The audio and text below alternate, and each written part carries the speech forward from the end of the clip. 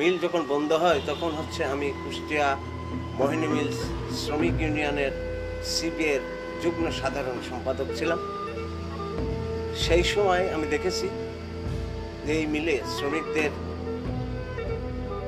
ন্যায্য দাবির জন্য আন্দোলন সংগ্রাম হয়েছে, মিছিল মিটিং, ডিসিকে স্মারকলিপি দেওয়া, মন্ত্রণালয়তে লেখা, এটা করেও কোনো ফল হয়নি। এই অবস্থায় ছিল। পরবর্তীকালে একটা ভাঙড়ি পার্টিকে এই মিলটা বিক্রি করে দেয় মাত্র ৪৩ কোটি টাকা, না ৪০ কোটি টাকা হবে। এইটা বিক্রি করার ফলে মিলের যে সমস্ত মেশিনপত্র, যন্ত্রাংশ, এগুলো সব ভেঙে ফেলল। আমি যেটা চাকরি করতাম সেটা হচ্ছে ভোর 6:30টায় যেতাম, আর আমরা 10:30টায় আমাদের ছুটি হতো। আবার 3টার সময় যেতাম, আবার ছুটি হতো 10:30টায়। এইরকম পালাক্রমে 3টা শিফটি চলত, দ্বিতীয় শিফটি, তৃতীয় শিফটি, রাত্রকালীন যেটা শিফটি বলে, 3 শিফটি চলত মোহিনী মিলে। আমাদের মূল যে দাবিটা সেটা হচ্ছে সরকারের কাছে আমাদের একটা দাবি, সেটা হচ্ছে যে আপনি বিরাষ্ট্রীকরণ নীতি আমরা মেনে নিলাম, কিন্তু বিরাষ্ট্রীকরণ নীতি যেটা আছে সেই মোতাবেক তো আপনাকে মিলটা চলতে হবে। এমন কোনো গ্রাম নাই যে গ্রামে শ্রমিক ছিল না। তো এই চাকরি বাকরির মধ্য দিয়ে মিলটা বিশাল একটা চাকজমক। এখানে মোহিনী মিলের হুইসেল বাজলে পাবনার থেকে শোনা যেত, মোহিনী মিলের চোং ছিল, এটা পাবনার থেকে দেখা যেত। আমরা মোহিনী মিলে খুব আনন্দের সাথে চাকরি করেছি। এইটা স্বাধীনতার পর এক জাতীয় ব্যবসায়িক, তারা দুর্নীতির মাধ্যমে কিনা বেচায় অফিসারদের সাথে যোগসাজশে মিলটাকে লস করাতে থাকে এবং কর্পোরেশনের অফিসারদের সাথে গড় করে এটা লোকসানে পরিণত করে। এই লোকসানে পরিণত করার ফলে মিলটা 1982 সালে এটা বন্ধ হয়ে যায়, লোকসানের অজুহাতে বন্ধ হয়ে যায়।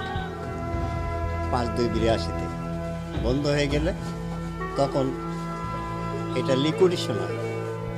এটা রোল আছে, আইন, যে সরকারি সম্পত্তি, ব্যবসা প্রতিষ্ঠান বন্ধ হয়ে গেলে এটা গোটাই নেয়, এটা বিক্রি হয়, আবার পুনর্বিক্রি হয়। এটা তখন লিকুইডেশনের আন্ডারে এটা বিক্রি হয়, টেন্ডারের মাধ্যমে বিক্রি হলো। এই বিক্রি হলো 27,26,00,000 টাকা মাত্র বিক্রি হলে। এটা কিনলো আফসার শিল্প গোষ্ঠী, ঢাকার আফসার শিল্প গোষ্ঠী কিনে এই মিলটার নাম দিল শাহ মখদুম টেক্সটাইল মিল।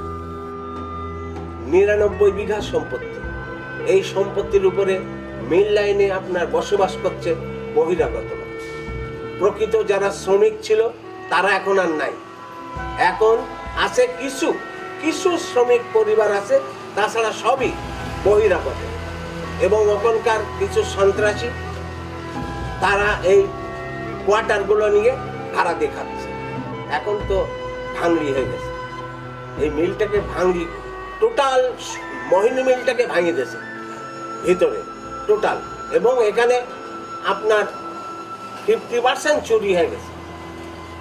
50% ওখানকার যারা সিকিউরিটি গার্ড থেকে শুরু করে বাইরের প্রভাবশালীদের নেতৃত্বে এবং চোরটার নেতৃত্বে ওখানে প্রায় অর্ধেক ভাঙড়ি চুরি হয়ে গেছে, অর্ধেক পরিমাণ আছে।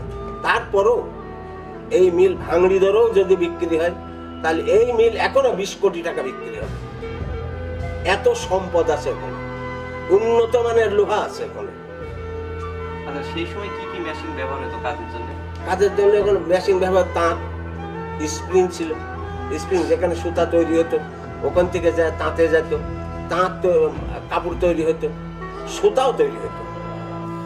এটা 82 সালে কিনলো নজরুল ইসলাম, নাম দিল আফসার শিল্প গোষ্ঠী। উনি 9 বছর পর চলে গেলেন ব্যর্থ হয়ে।